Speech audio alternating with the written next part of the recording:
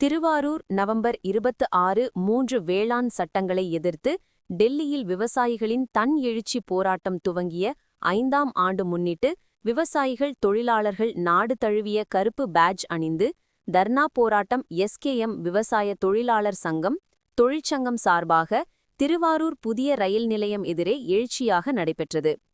விவசாய விளைபொருட்களுக்கு குறைந்தபட்ச ஆதார விலையை இருவகை உற்பத்தி செலவுடன் சட்டமாக்க வேண்டும்.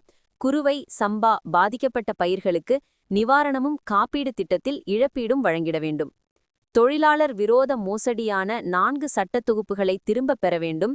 100 நாள் வேலை திட்டத்திற்கான நிதியை குறைக்காமலும் 200 நாட்களாக வேலை கொடுத்திடவும் ஊதியம் ரூ. 600 வழங்கிடவும் வேண்டும்.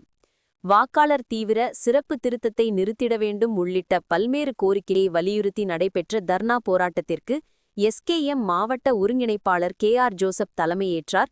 தமிழ்நாடு விவசாயிகள் சங்கத்தின் மாவட்ட செயலாளர் சேகர் முன்னிலை வகித்தார். நாகை நாடாளுமன்ற உறுப்பினர் செல்வராஜ் போராட்டத்தை துவக்கி வைத்து உரையாற்றினார். தமிழ்நாடு விவசாயிகள் சங்கத்தின் மாநில துணைத் தலைவர் சுப்பிரமணியன் போராட்டத்தில் பங்கேற்று நிறைவுரையாற்றினார்.